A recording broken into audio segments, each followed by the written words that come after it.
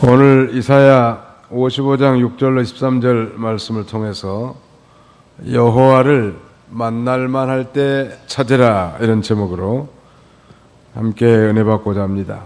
제목을 우리 한번 따라 세웁시다. 여호와를 만날만 할 때 찾으라.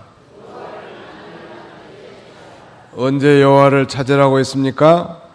만날만 할 때 찾으라는 거예요. 여호와를 만날만 할 때 찾으라는 건 만날만 하지 못할 때가 온다는 거예요. 그렇다면 도대체 이 여호와를 만날만 할 때, 가까이 계실 때는 도대체 언젠가? 한 세 가지로 생각할 수 있는데, 첫 번째는 신약시대, 은혜의 시대. 이 신약시대는 바로 여호와 하나님을 만나서 구원을 얻을 수 있는 거예요. 하나님이 우리와 함께 계시는 임마누엘의 시대란 말이에요. 이 시대는 언제든지 여호와께서 가까이 계시고 언제든지 만날 수 있는 것입니다. 그런데 이제 여호와를 만나지 못할 때가 온단 말이에요. 그건 이제 장차 우리는 이제 세상 끝이 온다는 것인데, 그때는 예수 믿지 않는 사람들은 이제 죄수의 신분으로 형벌을 받을 대기자일 뿐이기 때문인 것입니다. 이제 두 번째 오실 예수님은 심판주로 오신단 말이에요. 그때 믿지 않는다면 죄수의 신분으로 영원한 형벌을 받을 대기자로 기다릴 뿐이에요. 그래서 바로 지금 이 순간이 바로 여호와를 만날 만할 때, 즉 은혜에 따른 말이에요. 보라, 지금은 은혜 받을 만한 때요, 보라, 지금은 구원의 시대로다. 이건 신약 시대를 가리키는 거예요. 주님을 만나야 할 결단의 시간인 걸 우리에게 가르쳐 주는 것입니다. 누구든지 주님 앞에 나와서 주님을 부르면 구원을 얻게 해주시는 거예요. 예수님의 이름을 부르는 자가 구원을 얻는다고 말씀하지 않았습니까? 부른다는 건 예수님을 이 자신의 구주로 영접하는 걸 가리킵니다. 신약시대가 바로 여호와를 만날 만할 때요, 그 다음에는 가까이 계실 때란 말. 그 다음에 두 번째, 이 언제가 여호와를 만날 만할 때인가? 징계받고 어려운 일 당할 때, 징계를 받고 어려운 일을 당할 때도 우리가 여호와 하나님을 만날 수 있는 거예요. 성도가 곁길로 나가기 때문에 이때는 하나님이 간섭하는 거예요. 우리가 한두 번 죄 짓는다고 그때마다 하나님이 간섭했다면 이 자리에 앉아 계실 분들이 아무도 없으실 거예요. 오래 참으시다가 하나님이 간섭하는 거예요. 이 간섭받는 게 이 복 있는 사람이에요. 말하자면 유기된 자가 있는데, 하나님 앞에 버림당한 사람, 비참하단 말. 늘 간섭받고 늘 다스림을 받는 자가 복이 있는 것입니다. 가령 야곱은 우리가 잘 아는 대로 믿음은 있었지만 약사 빠르고 간사한 그런 성품이 있었단 말. 그래서 형 예서에게 돌아갈 장자권을 팥죽 한 그릇에 빼앗고, 또 어머니 리브가와 결탁해서 축복권을, 형이 받아야 할 축복권을 자기가 도용한 거예요. 그래서 형에게 이 죽임당할까봐 바다나람으로 도망쳐간 거예요. 20년 만에 이제 하나님이 본토로 돌아가라고 하는 음성을 듣고 이제 돌아오려고 하는데, 앞에 전령을 보내보니까 형 에서가 군사 400명을 이끌고 지금 가까이 오고 있다는 거예요. 그래서 야곱은 심히 두렵고 답답했습니다. 그래서 하나님께서 형의 손에서 건져달라고 자신은 야복강을 건너지 아니하고 여호와를 만나고 가까이 하려고 밤새도록 기도했단 말. 그리고 하나님의 응답을 받은 거예요. 언제가 우리가 여호와를 만날 만할 때인가? 징계받고 어려운 일 당할 때, 그때 돌아온 사람들 많아요. 아예 징계가 없는 사람은 사생자라고 했습니다. 사생자라는 건 아버지 없는 아들. 그러니까 뭐 아버지가 없으니까 뭐 제대로 다스림과 간섭을 받지 못한 자란 말. 그런데 성도는, 예수 그리스도를 진실로 믿는 성도는 하나님이 우리 아버지시기 때문에, 우리 아버지 하나님은 사랑이 무한하시기도 하지만 또 공의의 하나님이시기 때문에 자녀가 바로 가지 못하면 해초리를 든단 말이에요. 그때 우리가 회개하면, 기도하면 하나님을 만날 수 있고 또 부르면 응답해 주시는 것입니다. 세 번째, 여호와를 만날 만할 때, 가까이 계실 때는 언젠가 그것은 하나님의 말씀대로 순종하는 때, 이때의 말씀을 순종하면 하나님을 만나는 거예요.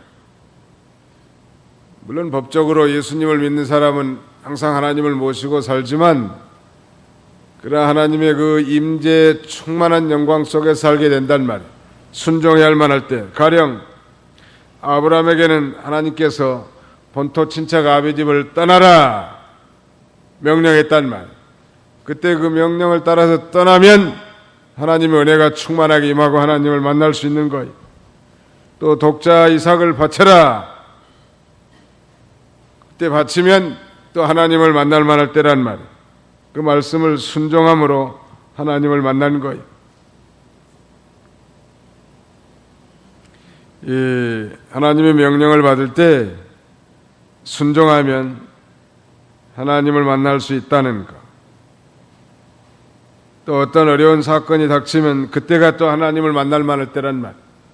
징계받고 어려움 당할 때 하나님 앞에 나와서 회개하고 전심으로 하나님을 찾게 되니까 하나님을 또 만나게 되는 것. 그러나 1차적으로 예수를 믿지 않는 사람은 오늘 신약시대, 이 시대가 이 여호와를 만날 만할 때 누구든지 우상을 버리고 회개하고 주께로 돌아오면 영접해 주신다는 말. 그리고 영접하는 사람은 하나님의 자녀가 되는 권세를 얻게 되는 것입니다. 7절 읽으시기 바랍니다. 악인은 그 길을, 불의한 자는 그 생각을 버리고 여호와께 돌아오노라. 그러면 그분이 긍휼히 여기실 것이다. 우리 하나님께 돌아오라. 그분이 너그럽게 용서하실 것이다. 예, 악한 길을 걸어간 사람은 그 길을 버리고, 또 불의한 생각을 하는 사람은 그 생각을 버리라는 거예요. 비록 용서받을 수 없는 그런 악인의 행실, 불의한 자의 악한 상태일지라도 돌아오라는 거예요. 돌아오면 하나님의 징벌을 면하고 하나님께서 긍휼히 여겨주시는 주님이시고 너그럽게 용서해 주시는 주님이. 유다 백성들이 우상을 숭배하고 안식일을 범하다가 바벨론에 70년 동안 포로 잡혀갔다고 하지 않았습니까? 포로 잡혀가지고 얼마나 회개를 많이 했겠습니까?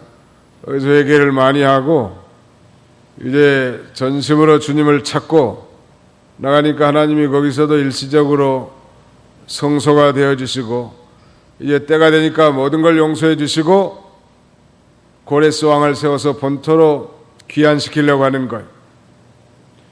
그러니까 이 악인은 그 길을 버리고 불의한 자는 그 생각을 버리고 여호와께 돌아오면 긍휼과 너그러운 용서, 즉 관용을 얻게 되는 것입니다.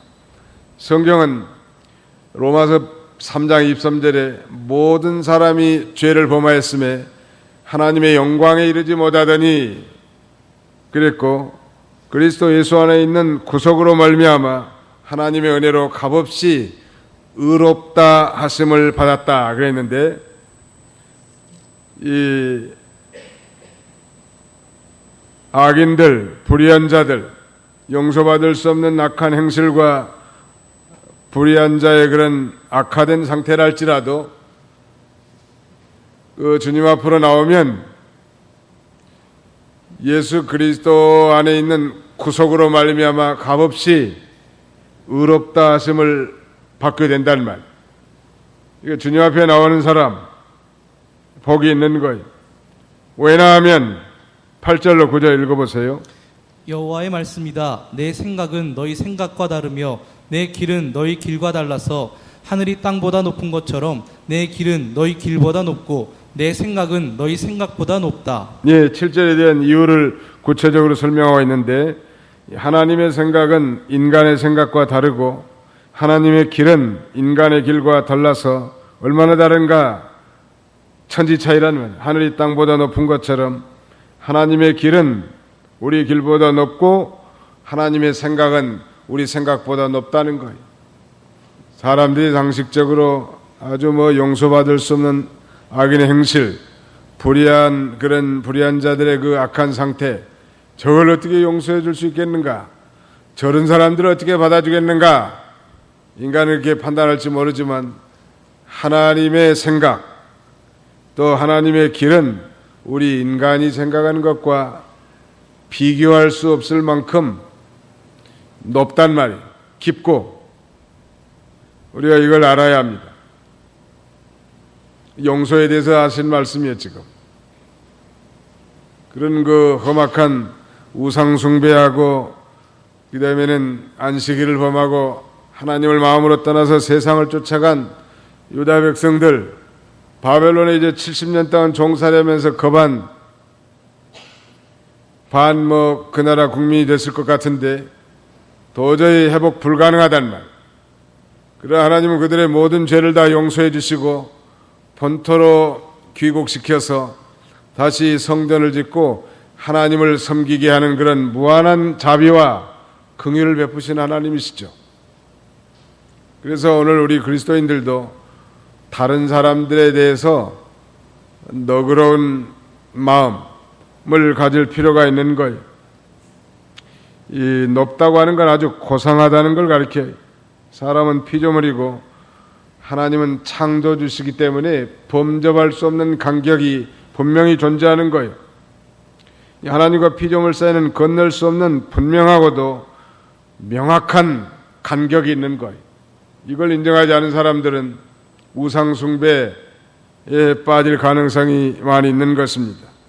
그래서 로마서 11장 33절에는 바울은 이렇게 노래합니다.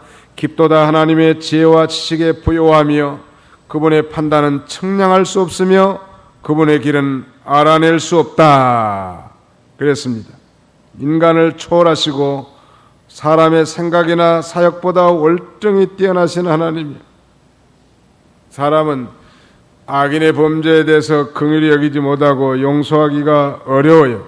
그러나 하나님은 무한자비하시단 말. 그래서 악인을 용서하시고 회개하는 자를 긍휼히 여기시고 너그럽게 용납해 주신 하나님이에요. 어느 날 베드로가 형제가 내게 잘못했을 때 몇 번 정도 용서해 주리까? 라고 예수님에게 당당하게 질문하면서 7번이리까? 형제가 내게 7번 잘못해도 7번까지 용서해 줘야 되겠습니까? 라고 묻자 예수님께서 70번씩 7번이라도 용서하라고. 칠수는 만수인데 끝없이 용서해 주라는 거예요. 인간이 7번 용서해 준 것도 참 대단한 거죠. 근데 우리 하나님은 무한자비하시고 긍휼이 풍성하신 하나님이기 때문에 아무리 이 용서받을 수 없는 그런 악한 행실과 불의한 자의 악한 상태로 악화가 돼 있다 할지라도 돌아오기만 하면 다 용서해 주는 거예요. 용서심, 이거 참 중요한 거예요. 마리아의 남편 요셉이 예수님하고는 피 한 방울 섞이지 않았지만 그래도 인류를 구원할 메시아의 양육 아버지로서 선정된 것은 의미가 있는 것 같아요. 그 부인 마리아가 임신했을 때 분명히 자기는 동침하지 않았는데 아내가 임신했단 말. 그 어떤 남편이 그걸 용납할 수 있겠냔 말. 그래도 이 가만히 끊고자 해서 이 일을 생각할 때 천사가 와서 다윗의 자손 요셉아, 내 아내 마리아 데려오기를 두려워하지 마라. 저에게 잉태된 것은 성령으로 된 것이니 라고 답을 해준 거예요. 요셉의 그 인내심, 관우심 참 중요한 거예요. 사람들이 대개 다 자신에 대해서는 관대하고 다른 사람에 대해서는 엄격하는 것이 인지상정인데, 우리 그리스도인들은 다른 사람에 대해서는 너그럽게 대하고 자신에 대해서는 철저하게 대하는 게 중요합니다. 이 춘풍접인의 추상임기라는 말이 있는데, 춘풍접인, 자기에 대해서는 봄바람같이 살랑살랑, 이 다른 사람에 대해서는 봄바람처럼 살랑살랑 대하고 자기에 대해서는 가을의 서리발처럼 냉혹하게 대하라는, 그 반대로 하는 사람들이 많아요. 자기에 대해서는 한없이 관대하고 다른 사람에 대해서는 한없이 엄격하고, 그건 이 그리스도인의 자세가 못 된다. 자기에 대해서 그렇게 절투절명하게 하고 다른 사람은 봄바람처럼 살랑살랑 이 관용하게 대하는 것이 우리 그리스도인들의 자세. 우리 하나님의 생각은 인간의 생각과 다르단 말이에요. 아무리 잘못했고 아무리 큰 죄를 범했고 도저히 용납할 수 없는 것도 하나님이 돌아오기만 하면, 회개하기만 하면 다 용서해 주신 하나님. 그러므로 우리가 함부로 정죄해서는 안 될 것입니다. 그 다음에는 10절로 11절 읽으시기 바랍니다. 비와 눈은 하늘에서부터 내려서 거기로 돌아가지 않고 땅을 적셔서 싹이 돋고 열매 맺게 하여 파종하는 자에게는 씨를, 먹는 자에게는 양식을 준다. 이처럼 내 입에서 나가는 내 말도 헛되이 내게 돌아오지 않고 오직 내가 기뻐하는 것을 이루며 내가 보내어 하게 한 일을 성취할 것이다. 예, 그 6절로 9절에서 언급한 내용을 좀 더 확실하게 하기 위해서 한 가지 비유를 들었는데, 그건 비와 눈은 하늘에서부터 내려서 거기로 돌아가지 않고 땅을 적셔서 싹이 돋고 열매 맺게 하여 파종하는 자에게는 씨를, 먹는 자에게는 양식을 준다 그랬는데, 이 척박한 토지에 비와 눈이 내려서 토지를 적시고 그래서 거기 뿌려진 싹이 나게 하고 열매를 맺게 해서 사람에게 양식이 되게 하는 것처럼, 하나님의 입에서 나오는 말씀, 또 하나님의 모든 약속도 결코 헛된 대로 돌아가지 않는다는 거예요. 반드시 성취되고 결실하게 될 것을 우리에게 가르쳐 줍니다. 하나님은 약속에 신실하신 하나님, 언약에 신실하신 하나님, 하나님같이 약속을 잘 지키신 분이 없어. 100% 잘 지킨다. 미국 사람들이 참 약속을 잘 지켜요. 성경적 근거인데, 가령 12시에 만납시다. 그러면 한 5분 전에 와가지고 5분 동안 기다려요. 12시 땡 하면 놓고 하는 거예요. 우리 한국 사람들은 약속도 안 하고 되는 대로 하고 그 다음에는 10분 늦는 건 아주 코리안 타임, 다반사고 그런 일들이 많은데, 하나님은 약속을 지키는데 신실하신 하나님.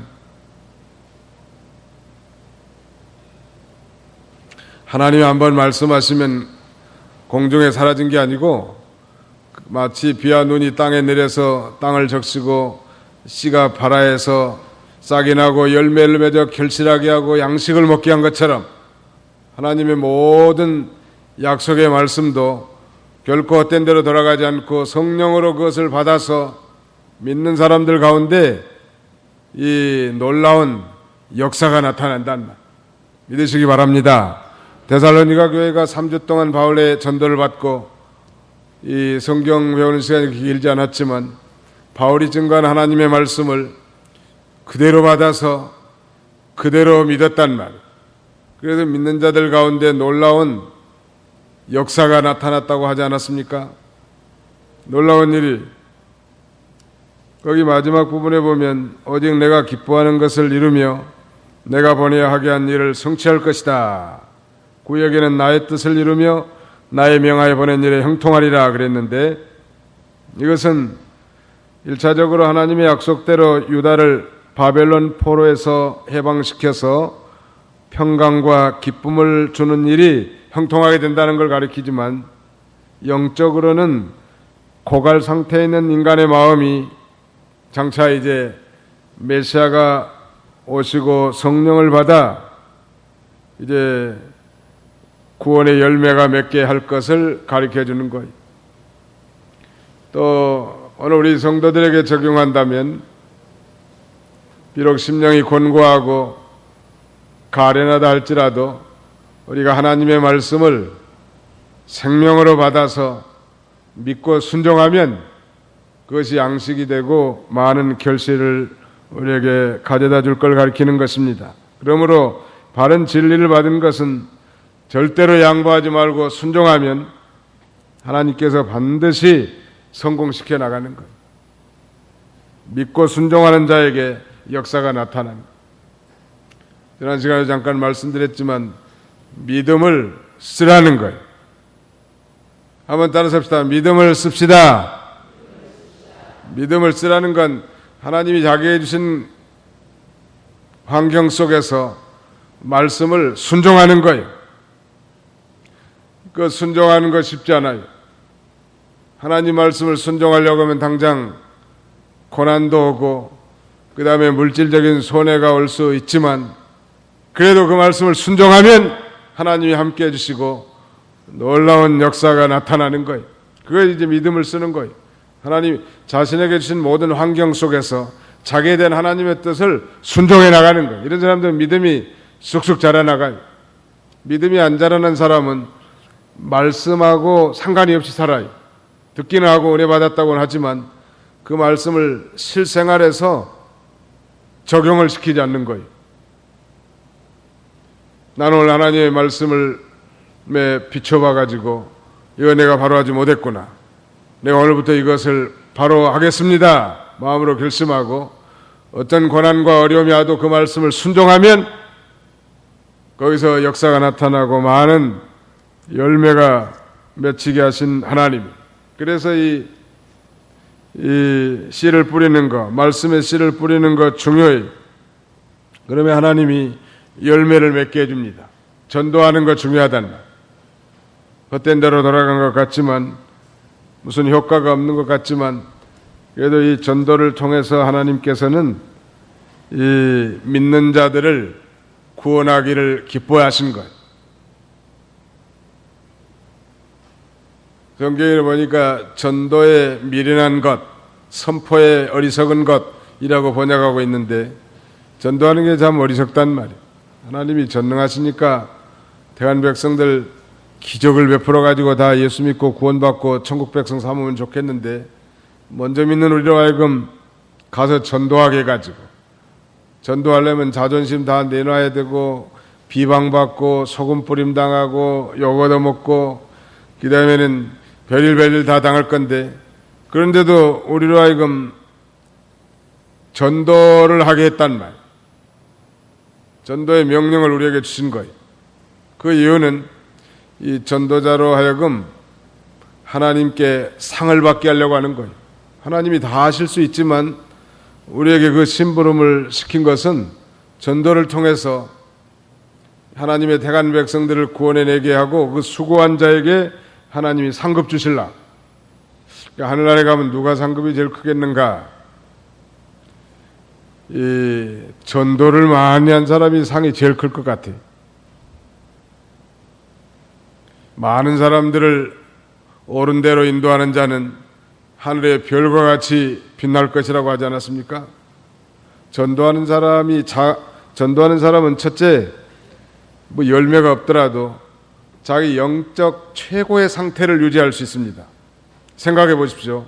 자기 영적으로 충만하지 않은데 다른 사람에게 그리스도의 복음을 담대하게 증거할 수도 없단 말. 그렇잖아요. 그러니까 자기가 기도할 수밖에 없고 영혼을 향한 뜨거운 마음으로 간구할 수밖에 없단 말. 그러니까 벌써 자기 영이 살아. 자기 영이 사니까 마음이 기쁘고 평안하고 즐겁단 말이에요. 마음이 기쁘고 평안하고 즐거우니까 자기 손으로 하는 모든 일이 다 즐거워지는 거예요. 이렇게 해서 하나님은 일이 되게 하는 거예요. 그러니까 역설적으로 말하자면 하나님이 내게 주신 모든 이 일이 전도를 위한 도구나 수단으로 사용할 때 하나님은 반드시 축복하시는 거예요. 믿으시기 바랍니다.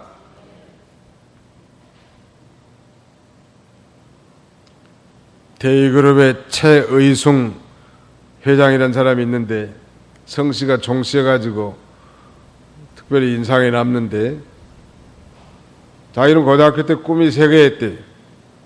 첫째는 대기업의 CEO가 되는 거고, 두 번째는 박사학위를 가진 교수가 되는 거고, 세 번째는 교회를 100개를 개척하는 거라는 거예요.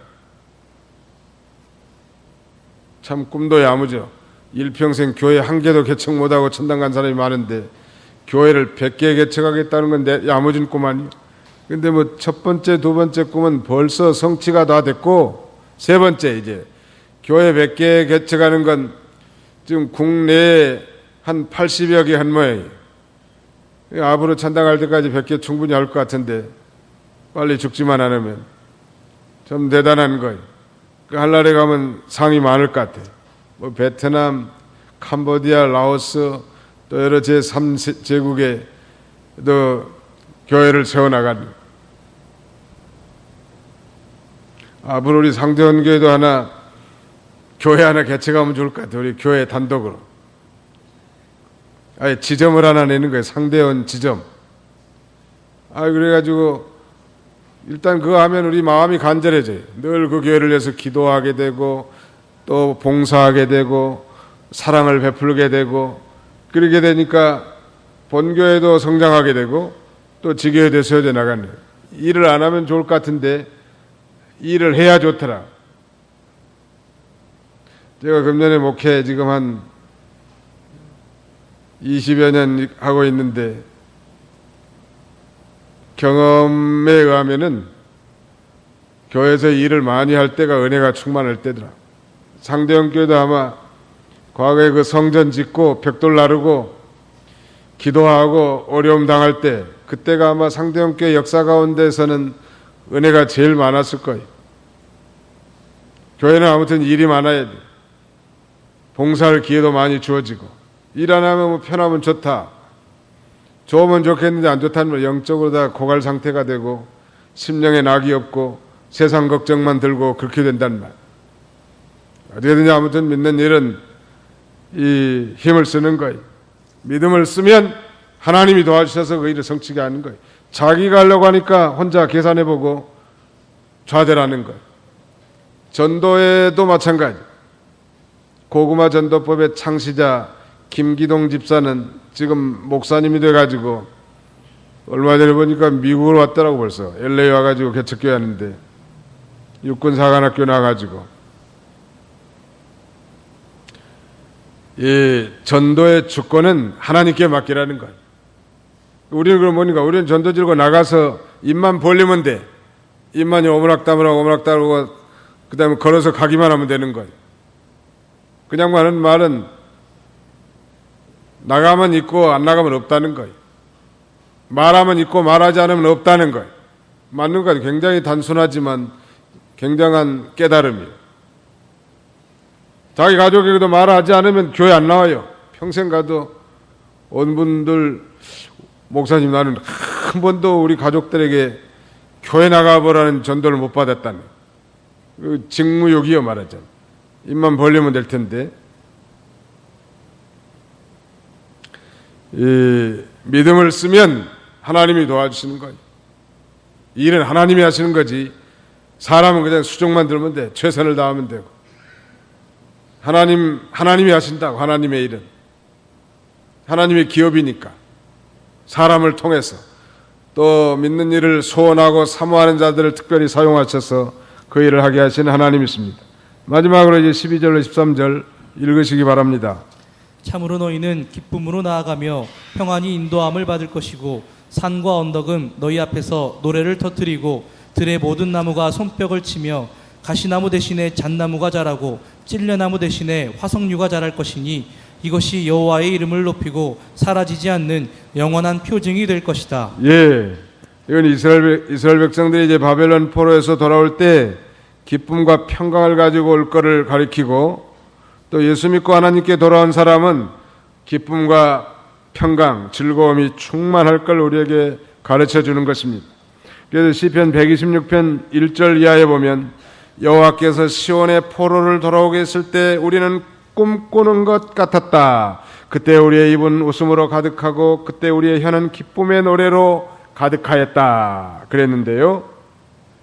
그리스도를 믿고 하나님께로 돌아온 사람, 또 이미 예수를 믿는 사람이 성령과 진리로 충만한 은혜를 받았을 때 기쁨과 즐거움이 넘치게 된단 말이에요.